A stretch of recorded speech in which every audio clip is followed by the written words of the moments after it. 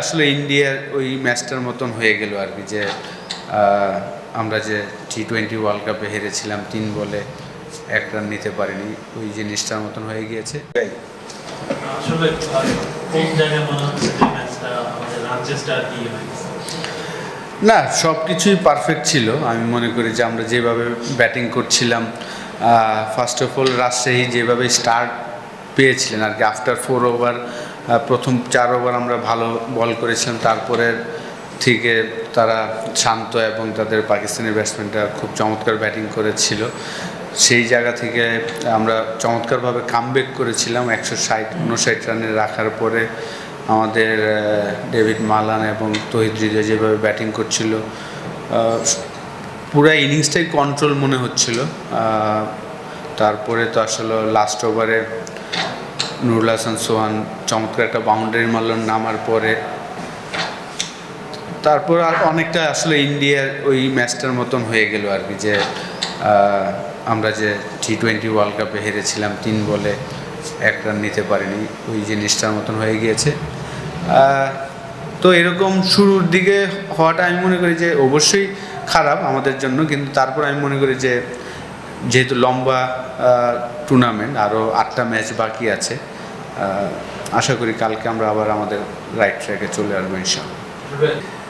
হ্যাঁ, আসলে ম্যাচটা সুন্দর মতন শেষ করতে পারলে ভালো লাগতো, কিন্তু রাজশাহী টিমটাও আমরা বলতে হবে যে খুব চমৎকার একটা দল। বিশেষ করে রিপোর্ট মণ্ডলের প্রশংসা করতে হবে, যেভাবে সে রিসেন্টলি পারফর্ম করছেন। রিসেন্টলি বাংলাদেশ এ টিমের হয়েও আমরা দেখেছিলাম যে সুপার ওভারে সে চমৎকার বল করেছিল, ওই রিদমটাই সে ধরে রেখেছেন এই ম্যাচেও। আমি বলবো যে 20 নম্বর ওভার এবং সুপার ওভারে চমৎকার বল করেছেন। আমাদের যে ব্যাটিং লাইন আপ, যে টিম, অবশ্যই আমরা এর থেকে বেটার পারফরমেন্স আশা করি। মাঝখানে আসলে প্রথম ম্যাচ খেলার পরে আবার 2 দিন খেলা হয়নি, আবার আজকে এসেছি, তো আশা করি যে খুব তাড়াতাড়ি রিকভার করে ফেলবো ইনশাআল্লাহ।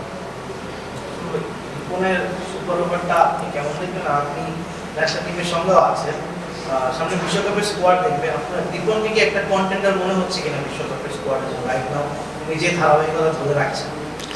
অবশ্যই সিলেক্টররা হয়তোবা দেখছেন, ওনারা চিন্তা করছেন কাদের নিয়ে।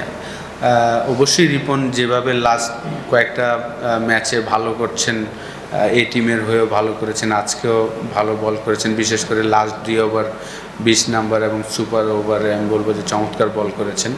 তো সিলেক্টররা ভালো বলতে পারবেন। এমনিতেই আসলে আমাদের পেস ইউনিটটা কিন্তু খুব ভালো। আপনি যদি দেখেন যে লাস্ট 5-6 বছর ধরে আমাদের প্রায় 8-10টা বলার আছে যারা 140+ বল করতে পারে।